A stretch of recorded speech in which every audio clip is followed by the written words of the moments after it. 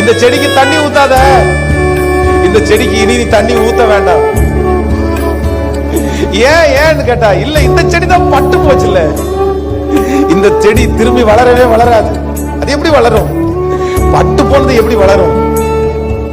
ஆனா ஒரே ஒருத்தர் மட்டும் நீங்க வந்து தண்ணி ஊத்துனீங்க.